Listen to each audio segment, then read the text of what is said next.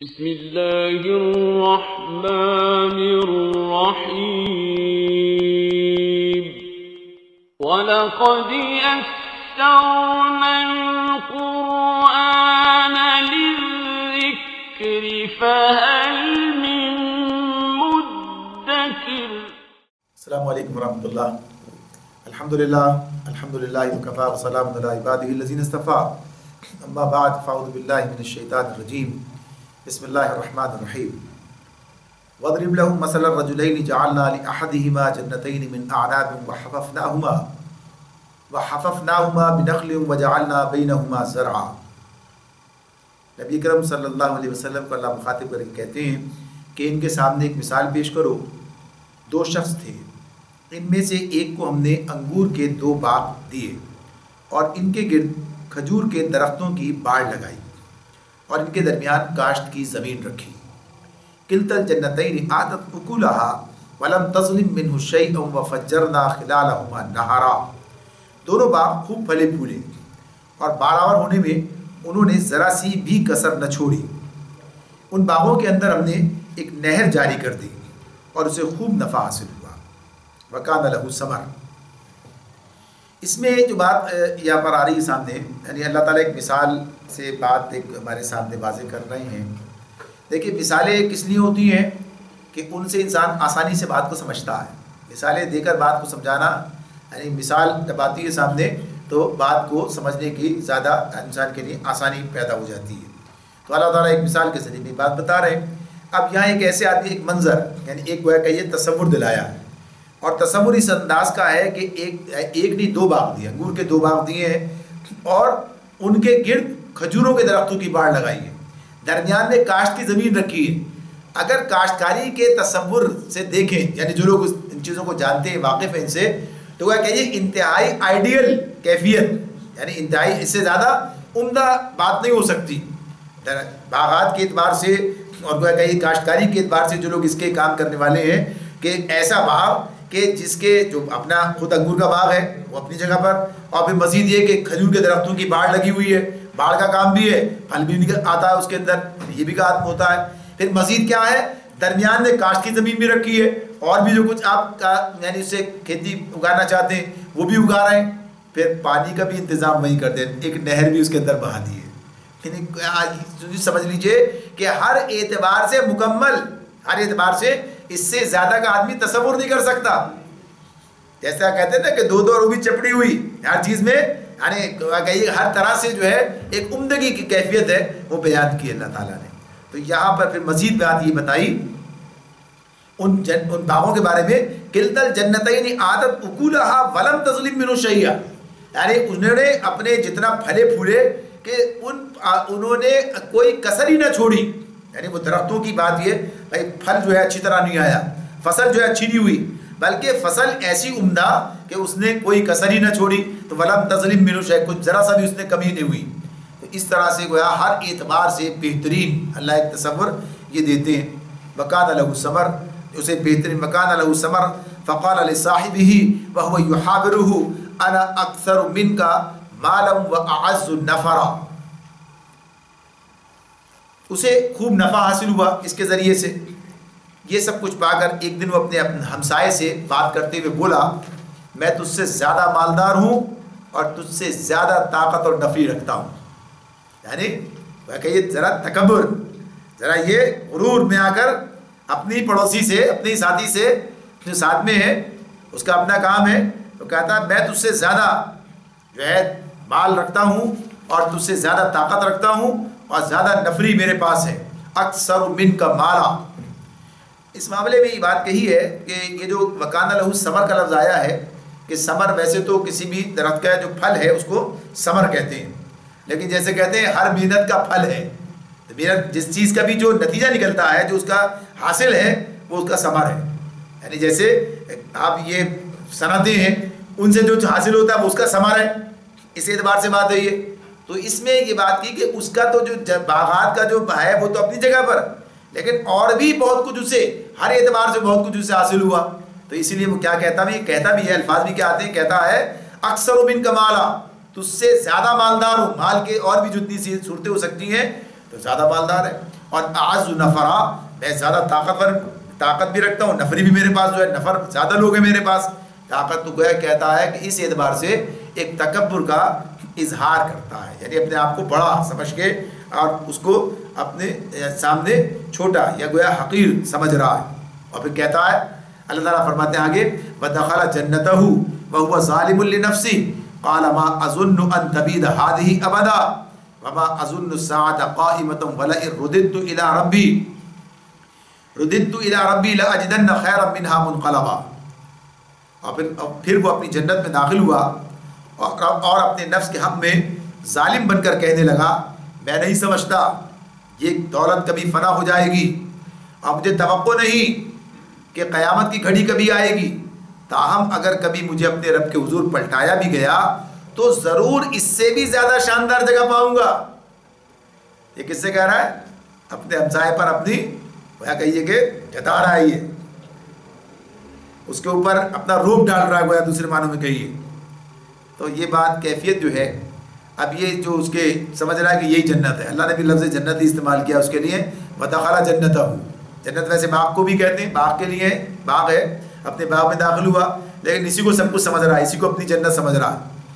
اور اپنے نفس کے حق میں وَهُوَ ظَالِمٌ لِّنَفْسِهِ، اپنے حق میں ظالم بن رہا ہے. یعنی یہ جو رویہ اختیار کر رہا ہے اس کا نقصان کسے ہونے والا ہے؟ اسی کو ہوگا. اسے یہ پتہ ہی نہیں کہ نقصان کس کو ہوگا. جو تکبر کرتا ہے اس کا تکبر کسے لے کے بیٹھتا ہے؟ خود تکبر کرنے والے کو لے کے بیٹھ جاتا ہے. شیطان نے تکبر کیا، نقصان کس کا کیا؟ اپنے نقصان کیا. یعنی خود تو برباد ہے. انسان کے ساتھ جو کچھ کرے گا وہ بھی انسان جو اس کے راستے پہ جائے گا وہ جائے گا اس کے راستے پہ، ورنہ برباد کون ہوا؟ خود برباد ہو گیا. اللہ نے جو اسے مقام دیا تھا، جو عزت دی تھی، ختم ہو گئی ساری کی ساری. اور الٹا کیا معاملہ ہو گیا؟ ہمیشہ کے لیے جہنم. تو یہ کیفیت، یہ جو بھی تکبر کرتا ہے یا جو بھی کوئی اللہ کا انکار کرتا ہے اپنے ساتھ ظلم کرتا ہے. تو اللہ تعالیٰ کہتے ہیں اپنے حق میں ظالم بن کر کہنے لگا ما اظن ان تبید هذه ابدا، میں نہیں سمجھتا کہ یہ جو دولت مال جو کچھ ہے یہ کبھی فنا ہو جائے گی. هذه ابدا، کبھی. بلکہ اور ساتھ ساتھ کہتا ہے مجھے یقین نہیں ہے وما اظن الساعة قائمہ، مجھے یہ جو قائمہ سے مراد یعنی قیامت کی بات کہتا ہے. یہ ساتھ جو ہے کبھی قائم ہوگی تو ساتھ کیا ہے؟ قیامت کی گھڑی کبھی آئے گی. تو کہتا ہے کہ قیامت کی گھڑی کبھی آئے گی، مجھے توقع نہیں. لیکن پھر بھی کیا کہتا ہے؟ وَلَئِن رُدِدتُّ إِلَىٰ رَبِّي، اگر میں اپنے رب کی طرف پلٹایا بھی گیا. ذرا سنی الفاظ پر غور کیجئے، کیا کہتا ہے؟ وَلَئِن رُدِدتُّ إِلَىٰ رَبِّي، اپنے رب کی طرف میں اگر، تو کیا مطلب ہے؟ یہ رب کو مانتا ہے، یعنی رب کہہ رہا ہے نا اللہ میں، اور اگر کبھی میں اپنے رب کی طرف پلٹایا بھی گیا لَأَجِدَنَّ خَيْرًا مِّنْهَا مُنْقَلَبًا، تو اس سے بہتر جگہ پاؤں گا، یعنی اس سے زیادہ اچھا مقام شاندار جگہ پاؤں گا. کس بنیاد پہ کہہ رہا ہے یہ؟ یعنی اس بنیاد پہ کہہ رہا ہے کہ یہ سمجھتا ہے کہ یہاں جو مال دولت حاصل ہے اس کا مطلب یہ ہے کہ میں اپنے رب کا پسندیدہ ہوں، لہٰذا جب رب کا پسندیدہ ہوں، یہاں مجھے خوب دے رہا ہے، نواز رہا ہے، تو وہاں بھی دے گا. اگر ہوا تو یہ اول تو یقین ہی نہیں ہے پہلے تو، اگر ہوا بھی تو دے گا. تو اب عالم کیا ہے؟ یعنی عالم یہ ہے کہ اللہ کو رب بھی کہتا ہے اور آخرت کا تصور بھی نہیں ہے، یقین بھی نہیں ہے اس کا اس طرح سے. تو بہت سے لوگ ایسے بھی ہوتے ہیں اللہ کو مان تو رہے ہوتے ہیں، لیکن ماننے کے بعد معاملہ کیا ہے؟ اللہ کو اس طرح جان نہیں رہے ہوتے، اللہ کے احکامات پتہ نہیں ہوتے، وہ تعلیم نہیں ان کے پاس ہوتی، وہ عقیدے مکمل نہیں ہوتے. سب یہی سامنے آ رہا ہے کہ عقیدہ آخرت جو ہے بگڑا ہوا ختم ہے. تو اب یہ کیفیت اس کی ہے. تو اللہ تعالیٰ فرماتے ہیں اس کے بارے میں کہ یہ اس طرح کا یہ تصور رکھتا ہے. آگے بات آتی ہے، اس وقت بات اور سمجھ میں آئے گی. تو وہ کہتا ہے اب اس کا جو ساتھی ہے وہ کہتا ہے قال له صاحبه وهو يحاوره اكفرت بالذي خلقك من تراب ثم من نطفة ثم سواك رجلا لكن هو الله ربي ولا اشرك بربي احدا. اس سے کہتا ہے، اس کا ہمسایہ جو ہے اس سے گفتگو کرتے ہوئے وہ اس سے کہتا ہے کیا تو کفر کرتا ہے؟ اب یہ کیا کہہ رہا ہے اسے؟ کیا اکفرت بالذی، کیا تو کفر کرتا ہے اس ذات سے جس نے تجھے مٹی سے اور پھر نطفے سے پیدا کیا اور تجھے ایک پورا آدمی بنا کھڑا کیا رہا میں؟ تو میرا رب تو وہی اللہ ہے اور میں اس کے ساتھ کسی کو شریک نہیں کرتا، میں اس کے ساتھ کسی کو شریک نہیں کرتا. اب ذرا سا غور کرنے کی بات یہ ہے کہ اس شخص نے جس نے جو بات اس کی اللہ نے گفتگو تمہارے سامنے رکھی ہے نا، کیا کہا اس نے اپنے ساتھی سے، اپنے ہمسائے سے کیا کہا؟ میں تجھ سے مال اور اولاد میں اور اس میں نفری کے اندر اور طاقت میں تو اس سے زیادہ ہوں میں، اور ساتھ ساتھ یہ بھی کہتا ہے کہ میں نہیں سمجھتا کہ یہ کبھی ختم ہو جائے گی، اور اگر ہوئی بھی اور رب کی طرف پلٹایا بھی گیا اس سے زیادہ بہتر جگہ پاؤں گا۔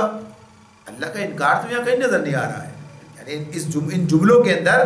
لیکن اس کا ساتھی کیا کہہ رہا ہے اسے؟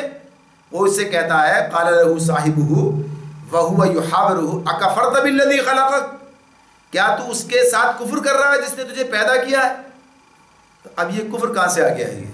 تو اس اعتبار سے یہ بات اپنی جگہ پر ہے کہ یہ بات جو وہ کہہ رہا ہے کہ یہ اس کا کہنا یعنی اپنے آپ کو غیر ذمہ دار سمجھنا، یعنی اپنے بارے میں یہ تصور رکھنا کہ یہ جو کچھ مجھے حاصل ہے یہ اللہ رب العالمین کی طرف سے لیا ہوا ہے کہ میں خود مختار ہوں اس معاملے میں، یہ میری چیز ہے، یہ میری ملکیت ہے، میں اس کا مالک ہوں، تو یہ بھی گویا کہ یہ اسی کی ایک شکل ہے۔ یعنی جب انسان کہتا ہے کہ اللہ نے مجھے یہ دیا ہے، اللہ نے مجھے یہ عطا کیا ہے، تو پھر اس کے اندر تکبر، فخر اور غرور کا معاملہ نہیں ہوتا۔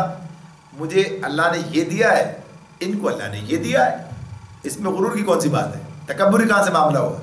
اگر اللہ نے مجھے یہ دیا ہے اور اللہ نے انہیں یہ دیا ہے، لہٰذا جب اللہ ہی کی طرف معاملہ ہے تو کس بات کی اکڑ ہے، کس بات کا فخر ہے، کس بات کا غرور ہے؟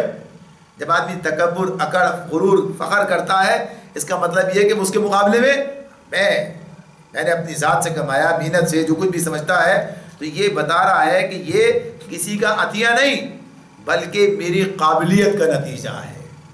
یہی بات قارون کی ہے، آگے آئے گی ہمارے سامنے۔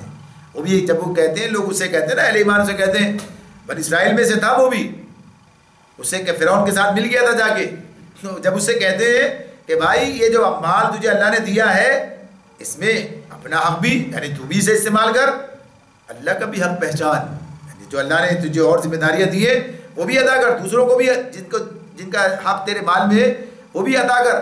تو وہ کہتا یہ تو میری قابلیت کا نتیجہ ہے، یہ تو میری اپنی ذاتی اپنی قابلیت کا اور اپنی تگ و دو اپنی محنت کا اس کا نتیجہ ہے۔ یہ نہیں مانتا کہ اللہ کی عطا ہے، یہ انسان کے اندر ہوتا ہے۔ یہ کیفیت جب وہ کہتا ہے نا اس پہ میری مرضی، بھائی بڑی محنت سے کمایا ہے، آج لوگ کہتے ہیں نا ان سے کہا جائے بڑی محنت سے کمایا ہے اور اس طرح سے، تو یہ گویا کہ یہ کہ تسلیم نہیں کرتے کہ یہ اللہ کی عطا ہے، اس میں اس کا حق تسلیم کیا جائے۔ یہ معاملہ اس کا، اس شخص کا جو ہے ہمارے سامنے آ رہا ہے۔ تو اگر ایسا، یہ کہتے ہیں مولانا اس کے بارے میں لکھتے ہیں کہ اگر ایسا شخص اللہ کو مانتا بھی ہے تو پھر کیسے سے ایک ہستی کی حیثیت سے مانتا ہے، لیکن اپنے مالک، آقا، فرما روا کی حیثیت سے نہیں مانتا کہ اس کی فرما برداری کرے، اس کے احکامات کی پابندی کرے، حالانکہ ایمان باللہ اللہ کو اسی حیثیت سے ماننا ہے کہ وہ ہمارا آقا ہے، مالک ہے، فرما روا ہے، اس کی اطاعت ہمیں کرنی ہے اور سب اسی کا ہے، یعنی اس حیثیت سے ماننا۔ تو یہاں پر یہ کیفیت اللہ تعالیٰ اس کی بیان کر رہے ہیں، تو ساتھ ساتھ اس نے یہ بات آ جاتی ہے کہ یہ رویہ جو ہے کفر کے مترادف ہے۔ تو وہ کہتا ہے کہ کیا تم کفر کرتا ہے اس ذات سے جس نے تجھے مٹی سے پھر نطفے سے بنایا اور پھر تجھے پورا ایک آدمی بنا کر کھڑا کیا اور رہا میں، تو میرا رب تو وہی اللہ ہے۔ زبردست بات ہے یہ آیت جو ہے، لیکن هو اللہ ربی ولا اشرک بربی احدا، یہ عزم ہے، یہ قول ہے اس کا کہ میرا رب تو وہی اللہ ہے اور میں اس کے ساتھ کسی کو شریک نہیں کرتا، بس وہی ہے۔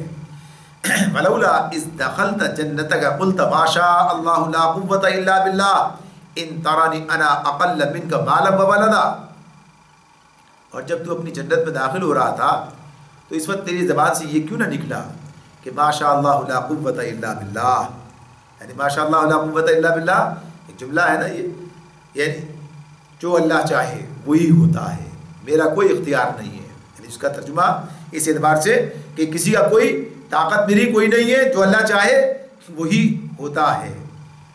اگر تو مجھے مال اور اولاد میں کم اپنے سے کمتر پا رہا ہے، فعسى ربی ان یؤتینی خیرا من جنتک ویرسل علیہا حسبانا من السماء فتصبح صعیدا زلقا، تو جو مجھے اپنے سے مال اور اولاد میں کمتر پا رہا ہے مجھے اپنے آپ سے، تو بعید نہیں کہ میرا رب مجھے تیری جنت سے بہتر عطا فرما دے، اور تیری جنت پر آسمان سے کوئی آفت بھیج دے جس سے وہ صاف میدان بن کر رہ جائے، صاف میدان بن کر رہ جائے. یہ بات وہ کہتا ہے. اور پھر کہتا ہے وَيُصْبِحَ مَاؤُهَا غَوْرًا فَلَن تَسْتَطِيعَ لَهُ طَلَبًا، یا اس کا پانی زمین میں اتر جائے اور پھر تو اسے کسی طرح نہ نکال سکے. یہ اب جواب دیا ہے اس کے پڑوسی نے اس کو. تو ایک طرف تو وہ بات کہی اس نے کہ کفر کرتا ہے کہ اللہ کی قدرت سے جو ہے منکر ہو رہا ہے، اور اپنی بات کو پھر اپنے بارے میں کہتا ہے. یہ ایک مومن کا طرز عمل ہے، ایک مومن کی یہ وہ کہیے کہ کیفیت ہے.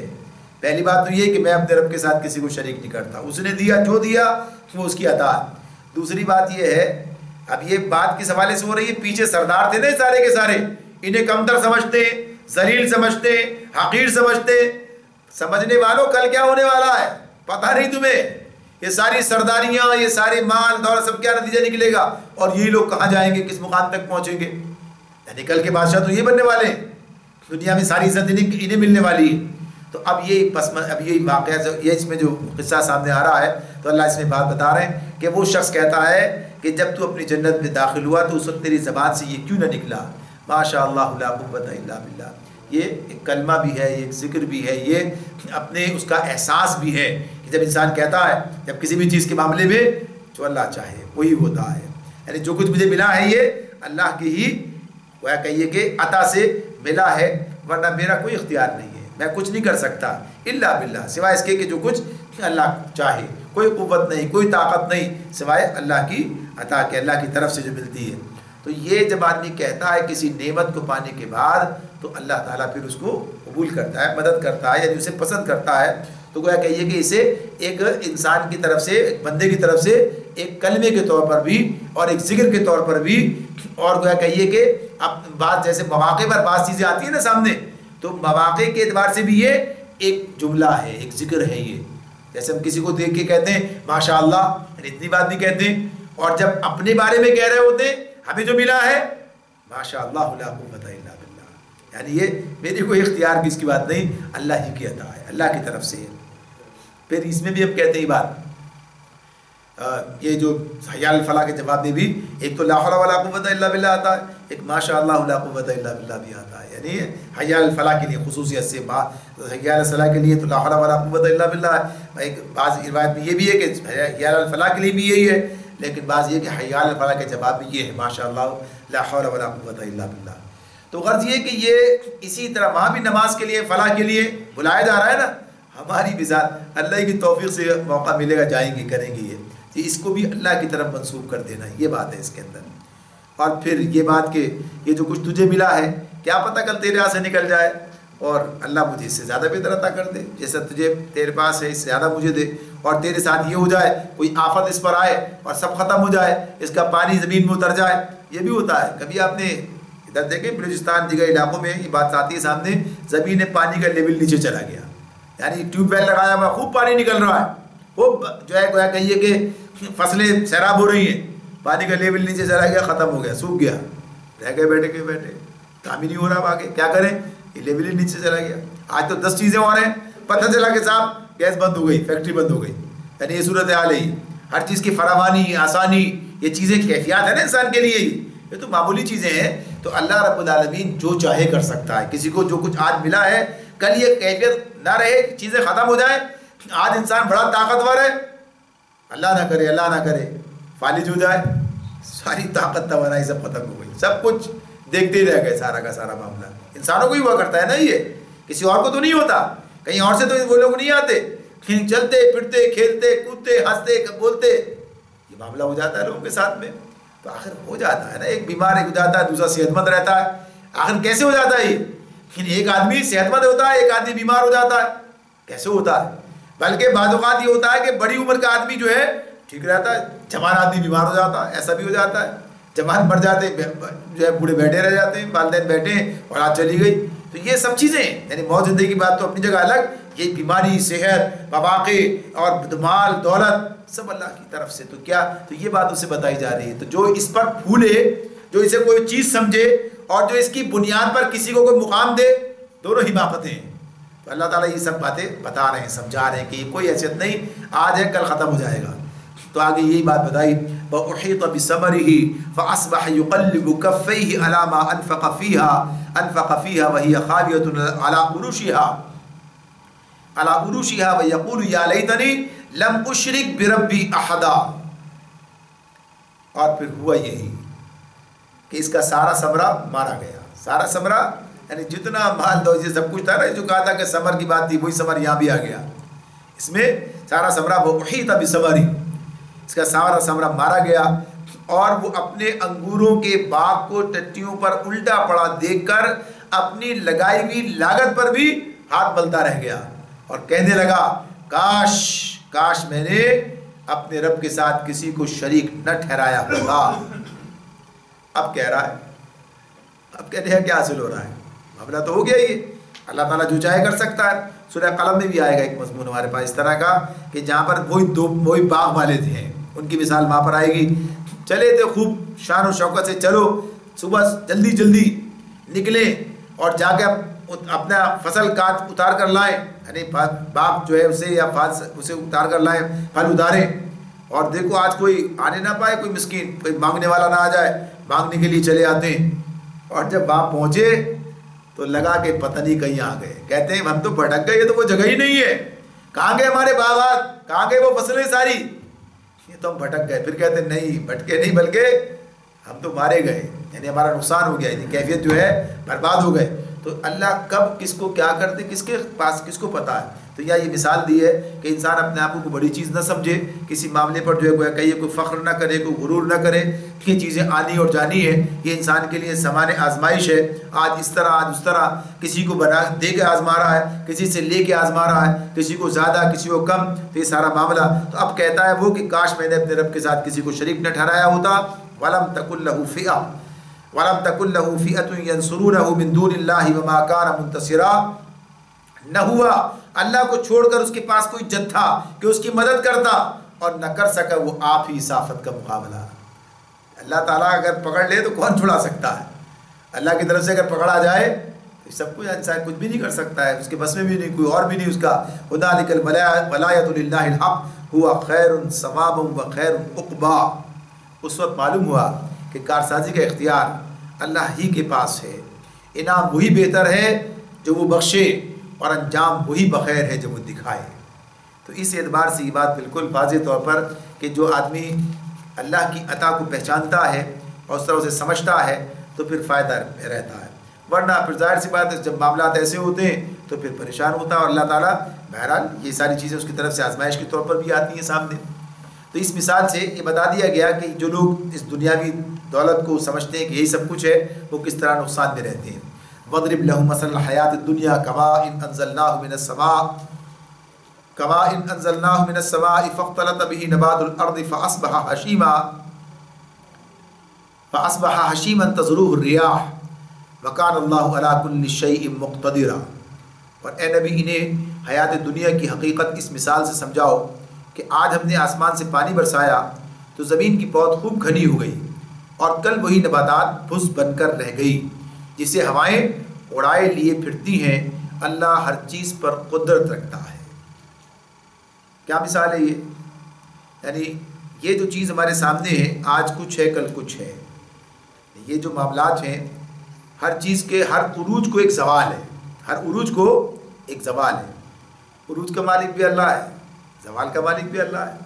وہی عروج بھی دیتا ہے، وہی زوال بھی دیتا ہے. یعنی ساری چیزیں اسی کی طرف سے، وہی زندگی بھی دیتا ہے، وہی موت بھی دیتا ہے. تو یہ چیزیں جو ہمارے سامنے آتی ہیں، تو حیات دنیا کیا ہے؟ یہ عارضی چیز ہے. یہ کیا ہے؟ عارضی چیز ہے. اس میں کبھی انسان کو عروج حاصل ہوتا ہے، وہ بھی آزمائش ہے. کبھی زوال ہو جاتا ہے، وہ بھی آزمائش ہے. یہاں کسی چیز کو ثبات نہیں ہے. یعنی یہاں جو چیز بتائی جا رہی ہے، ثبات کا مطلب کیا نہیں، کوئی مستقل کوئی چیز جو ہے استقلال، کسی کو بس ہے اب یہ تو یہی رہے گا، ایسا نہیں ہے. کھیتی اگتی ہے، اور دیکھیے جب اگتی ہے تو کیا بہار ہوتی ہے اس کی، کچھ ہی دن میں ختم ہو جاتی ہے، مرجھا جاتی ہے، ختم ہو گیا. فصل کاٹ دی، ختم، نہ کاٹو تب بھی ختم، یعنی اس اعتبار سے مرجھا جائے گی. تو غرض یہ کہ بتایا جا رہا ہے کہ یہ جو دنیا ہے یہ فانی ہے. یہاں چیزیں کیا ہیں؟ عارضی ہیں. تو یہاں کا یہ جو یعنی عروج ہے، یہ بھی عارضی ہے. کتنے لوگ ہیں جنہیں بڑا عروج ملا، ختم ہو گیا. اگر ویسے ختم نہیں ہوا تو مٹی میں مل گئے، جا کر مٹی کے اندر مل گئے. کہاں چلا گیا وہ عروج، کہاں چلی گئی وہ بادشاہت؟ اور ایسے بھی ہمیں تاریخ کے اندر ملتے ہیں کہ باپ کا اقتدار بیٹے نے ختم کر دیا.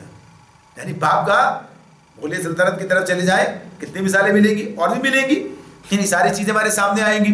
آج کے دور میں دیکھیں، کل کے فرعون جو بنے ہوئے تھے آج خود رحم کی بھیک مانگتے پھرتے ہوتے ہیں. یعنی یہ چیزیں ہمارے سامنے مختلف زبانوں کے حوالے سے نظر آتی ہیں. آپ دیکھیے مشرق وسطیٰ کے اندر جو صورتحال بنی، کیا کیا معاملات رہے، کیسے کیسے لوگ رہے، کیا کیا کیفیات ہوئی. ہمارے پاس پچھلے زمانوں کے اندر دیکھیں کیسے اقتدار ختم ہو جاتا ہے، کیسے انسان کے ہاتھ سے چیزیں نکل جاتی ہیں. تو یہ کسی چیز کو یہاں پر ثبات نہیں ہے.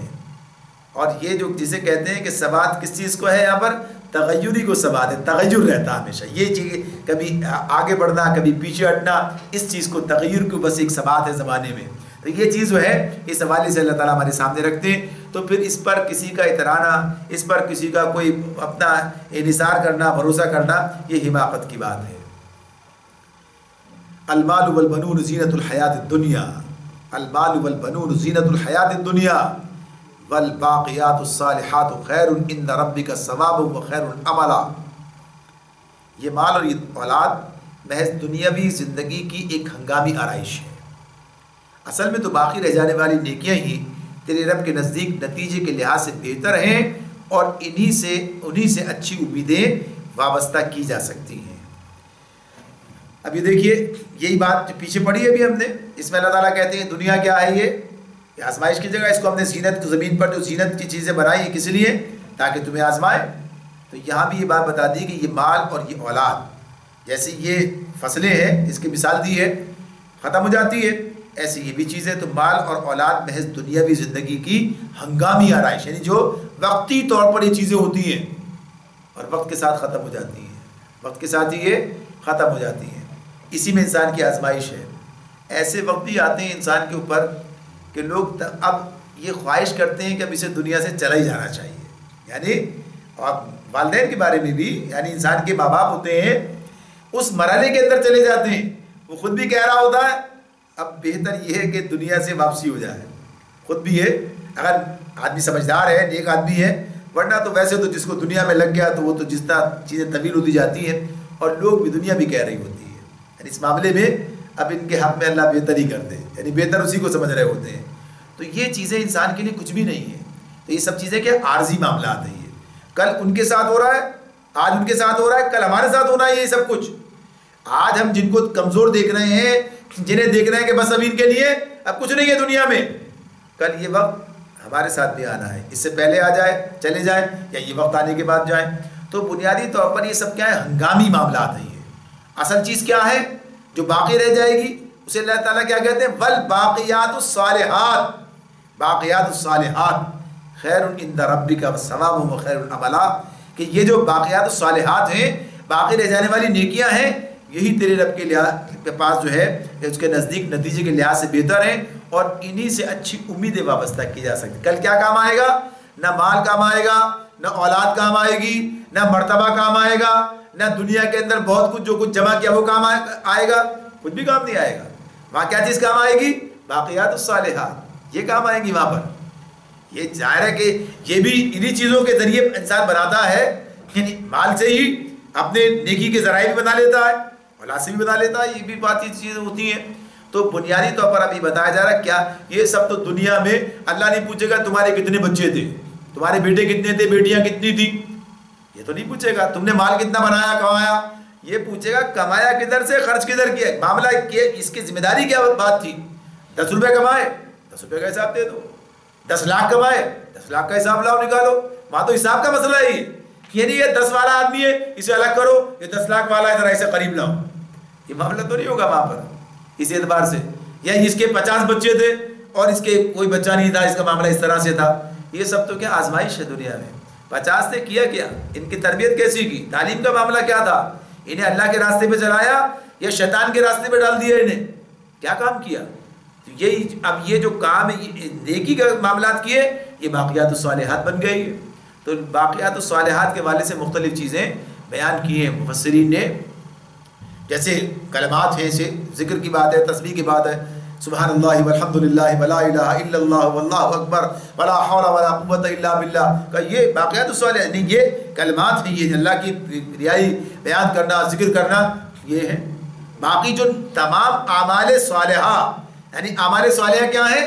باقی رہنے والے، اور ہر عمل صالح ظاہر سی بات ہے اس کی جتنی شکلیں ہیں یہ وہ سب کی سب اس کی تعریف میں آئیں گی، نماز بھی آئے گی، ذکر بھی آئے گا، معاملات بھی آئیں گے، دین کی جو ذمہ داریاں اور بھی ہمارے سپرد ہیں وہ ساری بھی آئیں گی، اس نظام کی اقامت جو ہمارے سپرد اللہ نے کی ہے، بڑا کام ہے جو ہمارے ذمہ لگایا اللہ تعالیٰ نے، یہ سب کیا ہے؟ باقیات الصالحات۔ تو ہر عمل صالح، تو عمل صالح کی وہی بات ہے کہ ہم سے یہی بات پوچھی جائے گی، سارے کام پوچھے جائیں گے، یہ تو نہیں پوچھے گا اللہ، جیسے کاموں کی بات ہے نا، یہ اللہ ہی پوچھے کہاں سے کمایا، صرف اتنا پوچھے گا، یہ بھی پوچھے گا کہاں خرچ کیا، یہ بھی پوچھے گا۔ تو ایک بات نہیں چلی بھائی حلال ذرائع سے کمایا، بڑا اچھا کام کیا، حلال ذریعے سے کمانے والا آدمی جو ہے نیک آدمی ہوا نا، حلال ذریعے سے کمایا تو حلال اور لگایا حرام میں، بات تو خراب ہو گئی نا۔ عمل صالح ایک کیا، دوسرا کیا کیا؟ ایسا کام کیا اس نے اس عمل صالح کو بھی خراب کر دیا۔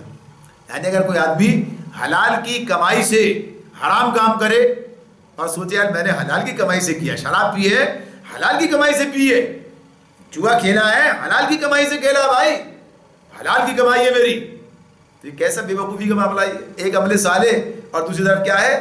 ایسے عمل کے ذریعے سے اسے برباد کر دینا۔ ٹھیک ہے، اللہ تعالیٰ اس عمل صالح کی کوئی حیثیت رکھے اس کی، لیکن عمل میں کیا کر رہا ہے؟ تو یہ باقیات، تو یہ عمل صالح کی تمام چیزوں کو سامنے رکھنا پڑے گا۔ ایسی نہیں ہو کہ ایک چیز جو ہے دوسری چیز کو برباد کر دے، ایک عمل دوسرے عمل کو ضائع کر دے، ایسا معاملہ نہ بن جائے۔ تو باقیات الصالحات کی بات کیا کہا؟ یہی بہتر ہے۔ تو پھر اب انسان کو کیا کس کی فکر کرنی چاہیے؟ بھائی باقیات الصالحات کی فکر کرنی چاہیے نا، جو کل کام آنے والی چیزیں ان کی فکر کرنی چاہیے، تو نیکیوں کی فکر کرنی چاہیے، ذمہ داریوں کو اس طرح جو اللہ نے کیا، تو وہی عمل صالح جو ہیں وہی ذمہ داریاں ہیں، تو ان کی فکر کرنی چاہیے۔ تو کہا یہ اللہ کے نزدیک بہتر ہے۔ باقی یہ اللہ ہم سے یہ نہیں پوچھے گا تمہارے بچے کتنے تھے، تم نے مال کتنا کمایا ہے، تم کتنے مکانات بنا کے چھوڑ کر آئے تھے، فیکٹریاں کتنی لگا کر آئے تھے، یہ تو اللہ ہم سے نہیں پوچھے گا، یہی پوچھے گا کیا ان معاملات میں جو ذمہ داریاں تھیں وہ کیسے ادا کی ہیں۔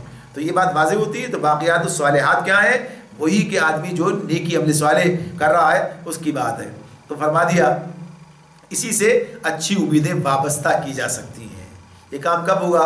وَيَوْمَ نُسَيِّرُ الْجِبَالَ وَتَرَى الْأَرْضَ بَارِزَةً وَحَشَرْنَاهُمْ فَلَمْ نُغَادِرْ مِنْهُمْ أَحَدًا۔ فکر اس دن کی کرو، فکر اس دن کی ہونی چاہیے جب کہ ہم پہاڑوں کو چلائیں گے اور تم زمین کو بالکل برہنا پاؤ گے، اور ہم تمام انسانوں کو اس طرح سے سمیٹ کر جمع کر دیں گے کہ ایک بھی نہ چھوٹے گا۔ یعنی یہ کس دن کی بات ہو رہی ہے؟ حشر کے دن کی بات ہو رہی ہے۔ تو اللہ رب العالمین یہ بات بتا رہے ہیں کہ وہ جس دن کا معاملہ اس اعتبار سے ہے، نسیر الجبال، یہ پہاڑ چلائے جائیں گے۔ پہاڑ کا نتیجہ بڑا مضبوط سمجھتے ہو کیا ہے؟ اڑیں گے یہ، یعنی بادلوں کی طرح سے اس طرح چلیں گے یہ۔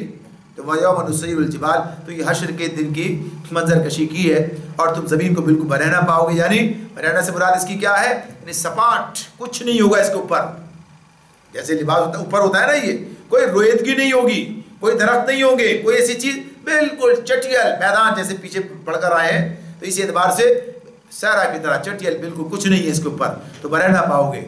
اور ہم تمام انسانوں کو گھیر کر جمع کریں گے، کوئی ایک بھی نہ چھوٹے گا۔ انسان سوچے جب سے انسان دنیا میں آئے ہیں، آدم علیہ السلام سے لے کر اور قیامت تک آنے والے تمام انسان، سب کو اللہ تعالیٰ جمع کرے گا اس طرح کہ ایک بھی بچ کر نہیں جا سکے گا۔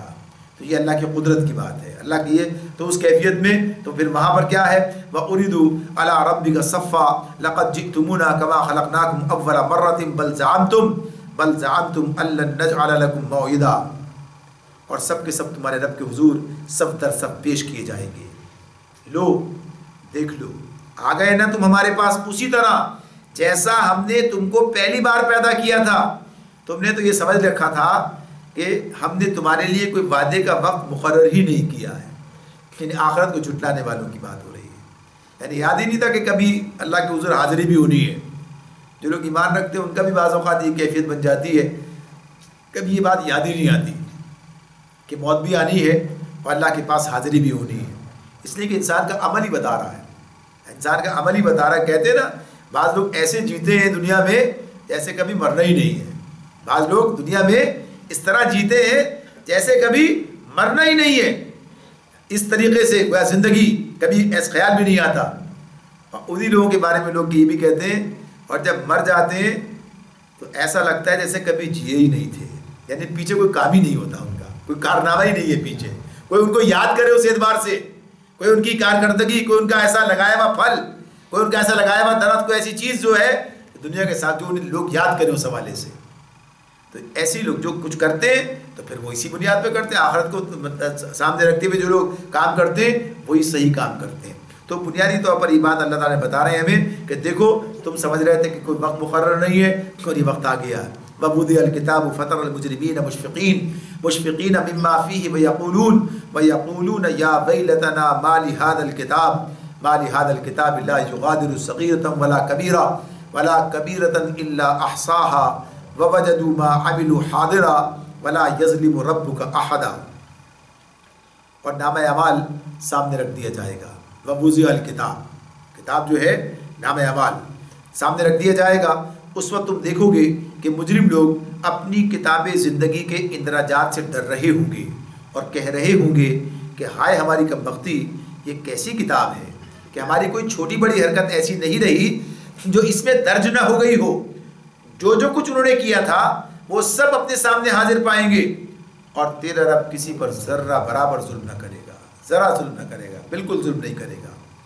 یہ بات جو اس میں اس آیت میں ہمارے سامنے آ رہی ہے، یعنی اللہ تعالیٰ نے قرآن مجید میں کئی مقامات پر نامہ اعمال کا ذکر کیا ہے کہ انسان کی ساری کارکردگی جو ہے، اس کی ساری جو کچھ مسائی ہے، جو کچھ اس کی کام جو انجام دے رہا ہے، یہ سب کا سب محفوظ کیا جا رہا ہے۔ ابھی سورہ بنی اسرائیل میں ہم پڑھ کر آئے ہیں پیچھے، وہاں پر بھی یہ بات تھی۔ تو اللہ تعالیٰ کہتے ہیں اقرأ کتابک، پڑھ اپنی کتاب، کفا بنفسک الیوم علیک حسیبا، آج اپنا حساب لگانے کے لیے تو خود کافی ہے۔ کتابک کیوں کہا؟ تیری کتاب ہے کہ تیرا ہی عمل اس کے اندر ہے، جو تو نے کیا وہی لکھا گیا ہے، یعنی وہ تیرے لکھوانے سے ہی لکھی گئی ہے یہ۔ تو اس اعتبار سے یہ نامہ اعمال کا ذکر اللہ تعالیٰ قرآن مجید میں کئی مقامات پر کرتے ہیں کہ انسان کے تمام اعمال جو ہیں وہ محفوظ کیے جا رہے ہیں، اس کی مختلف شکلیں بھی ہیں، یعنی صرف نامہ اعمال ہی نہیں ہے۔ اللہ خود بھی سورہ اعراف میں کہا ہم تو خود دیکھنے والے موجود تھے، ہم کہیں چلے تو نہیں گئے تھے، اللہ تعالیٰ خود مشاہدہ کر رہے ہیں۔ پھر یہ چیزیں اللہ تعالیٰ کہتے ہیں کہ زمین اذا زلزلت الارض زلزالها واخرجت الارض اثقالها وقال الانسان ما لها يومئذ تحدث اخبارها، زمین بیان کرے گی کیا ہوا اس کے اوپر، یہ بھی ہمارے سامنے انسان کے اعضاء بتائیں گے، یہ بھی سامنے کہا ہے نا، ان کے ہم زبانیں بند کر ان کے جسم کی کھالیں بولیں گی، ان کے جسم کے اعضاء بتائیں گے کیا کچھ کرتے رہیں گے، یہ بھی سب ذرائع ہیں۔ اور یہ بھی نامہ اعمال کی تیاری بھی ہے، یعنی یہ الگ کرامن کاتبین، معزز دو کاتب جو ہیں اللہ نے لگا رکھے ہیں جو انسان کے نامہ اعمال کی تیاری کر رہے ہیں، یعلمون ما تفعلون، تو انہی کا ذکر ہے۔ تو یہاں پر اس کی اس کیفیت کو بیان کیا جا رہا ہے کہ جب یہ نامہ اعمال ہاتھ میں آئے گا تو مجرم کیا کہے گا؟ مجرم لوگ یہ کہیں گے اپنی زندگی، کتاب زندگی کے اندراجات سے ڈر رہے ہوں گے اور کہہ رہے ہوں گے ہائے ہماری کمبختی، یہ کیسی کتاب ہے یہ کہ ہماری کوئی چھوٹی بڑی حرکت ایسی نہیں رہی جو اس میں درج نہ کی گئی ہو۔ انسان تو جرم کرتا ہے بھول جاتا ہے، گناہ کرتا ہے فراموش کر دیتا ہے، کسے یاد رہتا ہے؟ بھئی اب ذرا یاد کریں کیا کیا کیا ہے، کچھ دو چار چیزیں بڑی بڑی یاد آ جائیں گی، جانے کیا کیا ہے۔ یعنی زندگی جس طرح گزر رہی ہے، کبھی ایک دن کا حساب لگا کر دیکھتے ہیں تو پتہ چل جاتا ہے کیا معاملات رہے، اور کتنے زمانہ ایسا گزرا جو کہ سرکشی میں نکل گیا۔ یعنی ایسا بھی انسان کی زندگی میں بہت سے مرحلے آتے ہیں، اللہ کی طرف رغبت ہے، کبھی رغبت نہیں، بے رغبتی ہے، ایسے بھی مرحلے آتے ہیں، ایسی بھی زندگی گزرتی ہے۔ تو غرض یہ کہ انسان، یہ جو مجرم کی بات ہے، یہ تو جو اللہ کے راستے پر آ جاتا ہے اس کے لیے راستہ ہے کہ وہ اللہ سے توبہ کر کے معافی مانگ کر پچھلے معاملات ٹھیک کرا لیتا ہے، آگے بڑھتا چلا جاتا ہے۔ یہ جو لوگ ہیں جن کا ذکر یہاں پر آ رہا ہے کہ جنہوں نے پرواہ نہیں کی اور توبہ کو، اگر مسلمان ہیں تو توبہ کو ٹالتے رہے اور لگے رہے اپنے گناہوں پر، اور ایسے ہی چلے گئے، معاملہ ختم ہو گیا، پتہ ہی نہ چلا، موقع ہی نہ ملا چیزیں، تو وہاں کیا ہے، ہر چھوٹی بڑی حرکت لکھی ہوئی موجود ہے۔ کیا کریں، کیسے اس کا انکار کریں؟ اللہ نے جو کہا ہے نا کفا بنفسک الیوم علیک حسیبا، آج اپنا حساب لگانے کے لیے تو خود کافی ہے، جب سارا کچا چھٹا سب لکھا ہوا موجود ہے کیسے کریں، کیا کریں؟ کر نہیں سکتے کچھ۔ تو یہ کیفیت ہے انسانوں کی اس وقت میں. تو اللہ تعالیٰ فرماتے ہیں جو کچھ انہوں نے کیا تھا وہ سب اپنے سامنے حاضر پائیں گے اور تیرا رب کسی پر ذرا ظلم نہ کرے گا. اللہ تو ظلم کرنے والا نہیں ہے کہ کوئی کام کسی نے غلطی نہ کی اور لکھ دی جائے. جو کی ہے وہی لکھی جائے گی اور جتنی غلطی ہے اتنی سزا دی جائے گی. مگر انسان یہ سمجھ لے کہ جس ہستی کی وہ نافرمانی کر رہا ہے رب العالمین کی، وہ جرم بھی اتنا بڑا ہے، تو اس جرم کی سزا بھی اتنی ہی بڑی ہے. اللہ رب العالمین ہمیں اپنے آخرت کی فکر کرنے اور اس کی تیاری کرنے کی توفیق عطا فرمائے اور اپنے نام اعمال کی درست تیاری کی توفیق دے اور سیدھے ہاتھ میں ہمیں نام اعمال عطا فرمائے اور جنت ہمارے لیے مقدر فرما دے.